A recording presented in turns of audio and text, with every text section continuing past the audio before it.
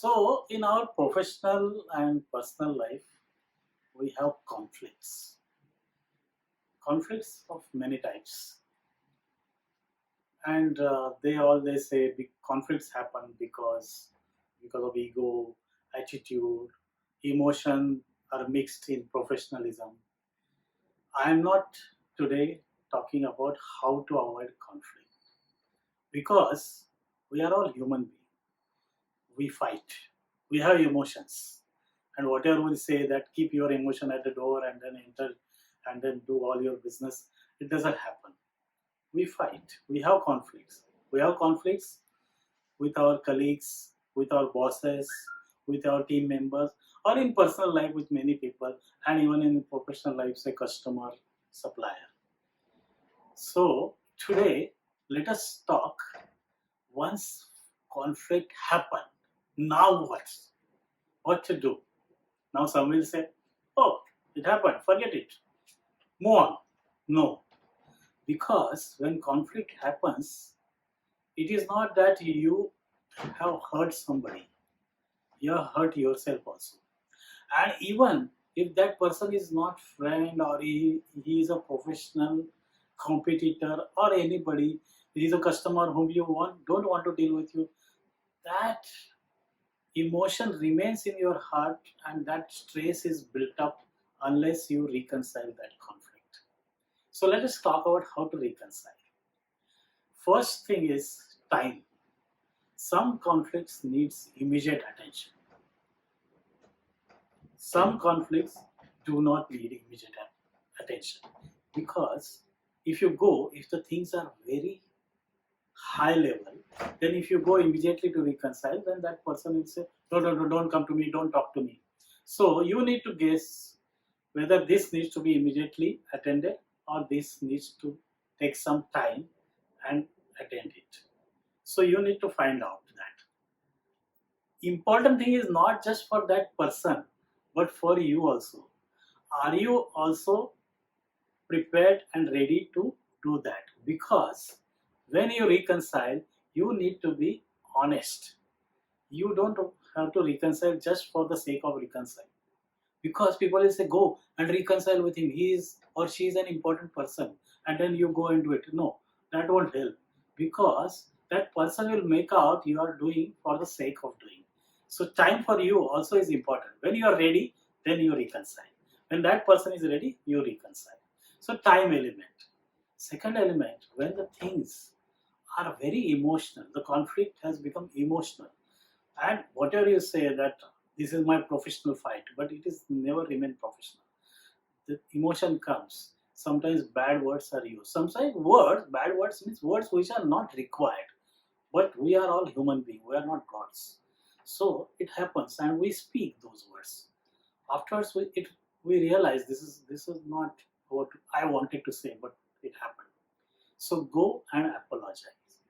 Now, apology, they say, it's a super glue which repair most of the things in this world. So go and apologize. Now, when you apologize, it is not that a person is going to take it immediately.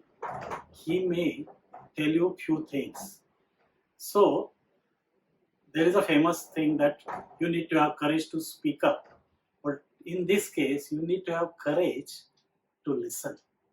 Listen that person. And as behavior builds behavior, if you apologize, there is 99% chance that person will accept. There may be 1% chance and your apology may fail. But still, in your heart, you know you have done, you have said sorry, you have apologized to that person. It is up to that person not to accept that or reject that. But at least you have done your job. So 1% cases, it may fail, but I'll say it is not still fail because as far as you are concerned, your stress is out. You have done your job. Third thing is, there are really some professional fights and you just don't want to go and apologize because it's a professional fight. It is on principle. Then you should end those conflict with the saying that let us agree to disagree and move on and keep the relationship intact. One more thing to resolve conflict is use of humor. And I'll tell you, if you use humor in a very tense situation, in a very conflict ridden situation, you will observe that things will smoothen out.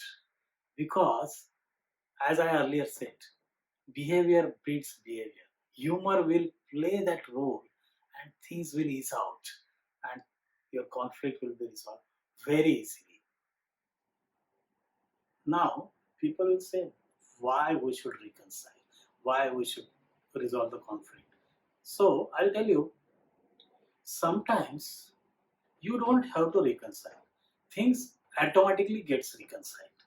Sometimes conflict is happening, but it may not happen. Now you may be confused what I'm talking. So I'll tell you one natural phenomena. We can learn many things from nature, but this is one story or one phenomena I'll tell you. You know the lotus flower, lotus, in the evening it starts closing and it is completely closed in the night and morning again it opens up. So sometimes in this lotus there is one insect, what they call it beetle, or in Hindi we call bumro or bunga in Marathi. He is trapped in this lotus whole night. Now, you know, this insect has a power. He can actually pick the wood. He can make holes in the wood. Such a powerful insect. But in when it is closed or trapped in lotus, he does not attempt or think of coming out of it. Whole night he remains there, probably enjoying the delicate petals and maybe the fragrance of lotus. He could easily break that and come out, but he doesn't do that. Probably that insect is thinking why I should create a conflict. Maybe lotus has created a conflict, but it is not affecting me much. One night I can spend here and I will come out in the morning, and he comes out in the morning. He could have broken that, he could have put hold to that delicate petals of lotus, but he doesn't do that. So, friends, sometimes you may like to follow that. Think, really, I need this conflict because probably what I lose is much more than losing one argument or losing one simple fight. So think about that. Friends, conflicts are created every day in our life and it creates invisible walls among us. So think about it.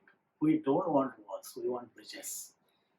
So try to resolve conflicts or ignore it if possible and enjoy your stress-free professional and personal life.